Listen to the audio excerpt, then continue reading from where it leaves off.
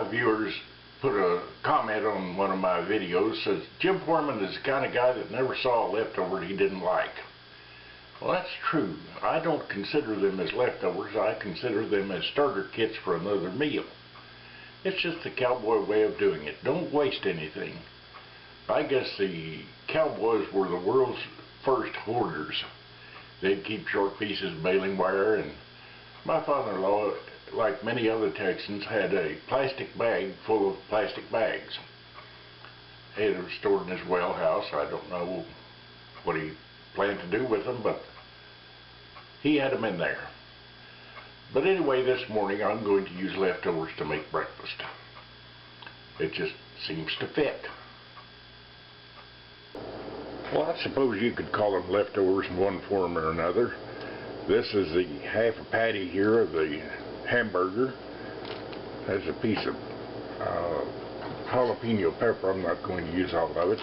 And we had a whole bag of French fries left over, and a green onion, and I suppose you'd call this leftover the end of a loaf of French bread, but it needs a little bread in it, and an egg. Now let's cut this up and get it ready to go together. First I'll start with this jalapeno. I'm not going to use all of it by any means, but I like a little of it here. That ought to be about enough right there. And the rest is truly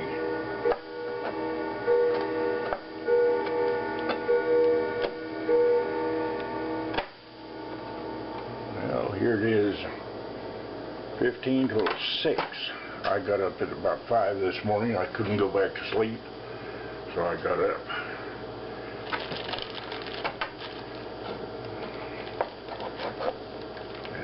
And cut this up in little bite-sized pieces.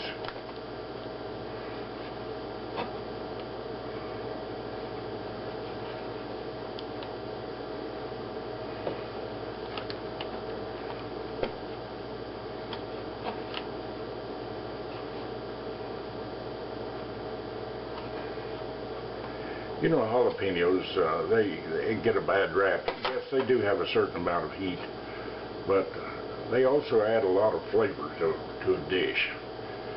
And you get used to two of them in there and you want them. Now I'll get a few of these French fries out.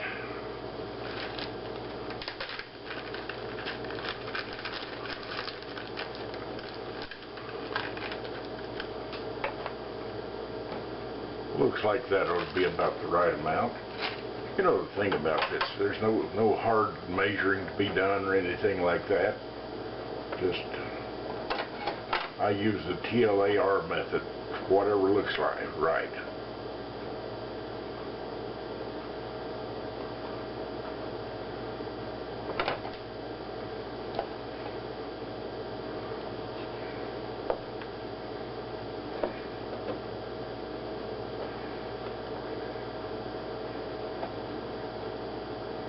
There we go.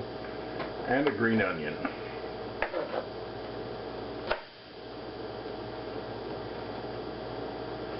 Little trick here, cut it at a 45-degree angle and the little pieces don't roll off the cutting board. If you cut it straight across, they turn into little wheels and head for places unknown.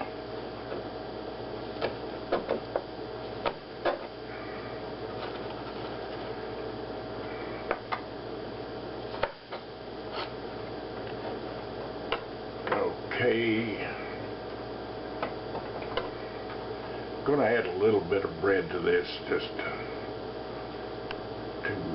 bulk it up a little.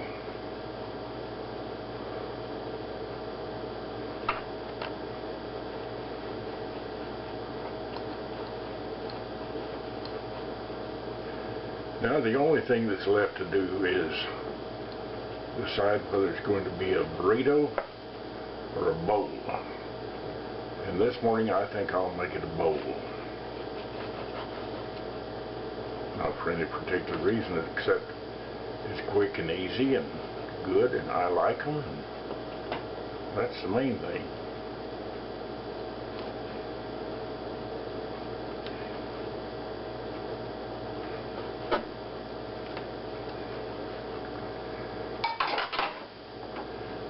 Now I've got the bowl here. First thing you want to do is spray the inside of the bowl here with a little PAM so it doesn't stick, and just start putting the stuff into it. There goes the potatoes and some of the bread. I'm not going to put all the bread in at one time. I'm going to have to kind of look at it. Get all the meat here in.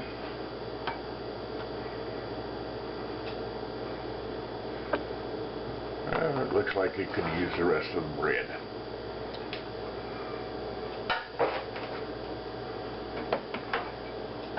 And now we break an egg into the middle of it here.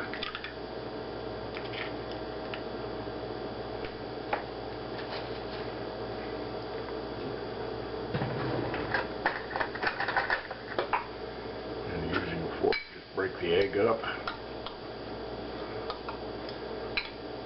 And what you want to do is just coat everything with egg.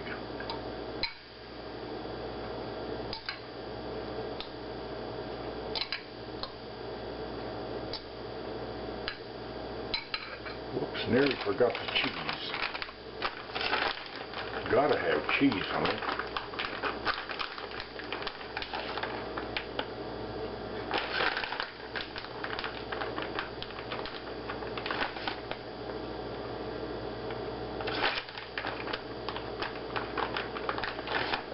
There we go. Looks about right.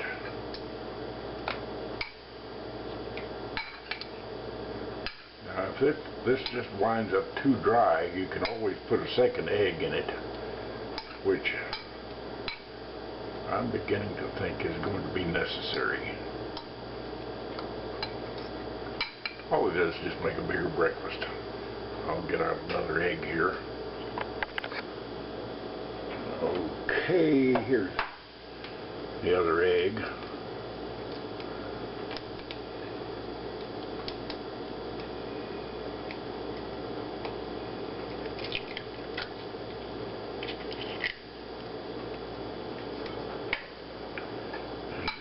That in there.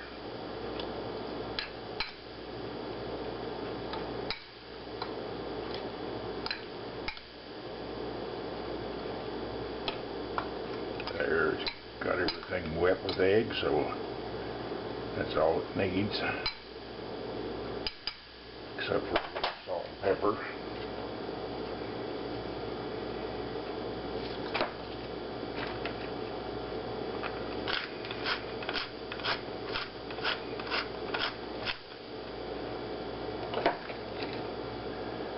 Now, the only difference the egg makes is the length of time you need to cook it.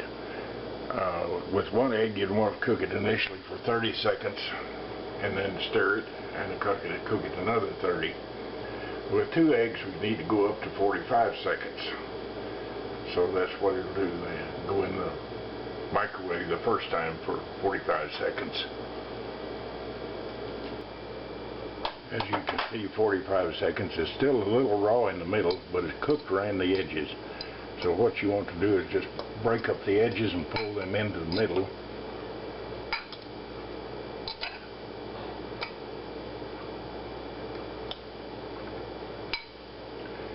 And it'll go back in for another 45 seconds. And here it is on the table with my favorite cup of coffee. Thanks, Clara. Looks good, doesn't it? And I'll bet it's going to be good. And it's so simple to make. By the way, if you're ever in Fort Worth, something that you need to see, it's a free thing, and it happens every day. At 11 in the morning and 4 in the afternoon, they drive longhorn cattle down Main Street to the stockyards. It's a reenactment of what they did back in the 1800s, because Fort Worth built up on the south side of the stockyards, and most of the cattle came from the south. So the only way to get them there was to drive them right down Main Street. And the leaders there, in an effort to try to work with everybody, they issued an order that cattle could be driven at 11 o'clock when everybody was in their offices working, or at 4 o'clock before they let out to go home. So now every day you can see 20 or 25 head of longhorns traveling down the street, one rider moving them along. But they're a good photo op, and it's a fun thing to see and something unusual.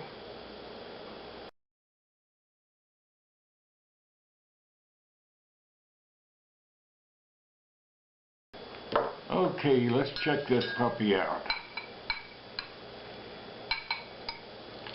Comes up in pieces here. You know, bowls are a lot more popular than they used to be. I noticed at Walmart they had 4 different breakfast bowls there. They have the Jimmy Dean, of course, and then they have one by, I think, Banquet or one of those, and then they have those break an egg into it things and something else.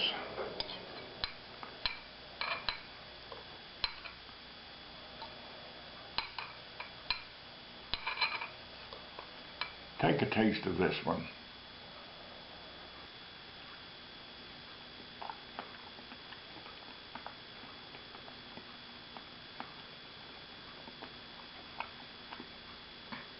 Pretty darn good breakfast made out of leftovers.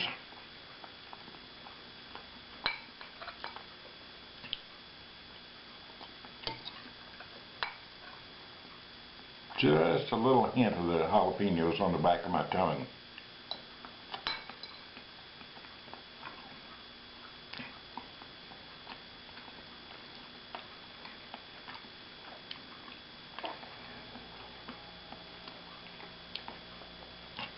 Well, including prep time and shooting time and all of that, this took a fair amount of time to make, but if you just made it and sat down to it, it's about 5 minutes to make the whole thing, and that's a quick, easy breakfast. And all I've got to say is God bless America, God bless Texas, and by the way, you can't become a Texan by changing planes in Dallas. You got to live here and live the life, and then you can become a real Texan. So until next time, thanks for watching my videos and have a good day.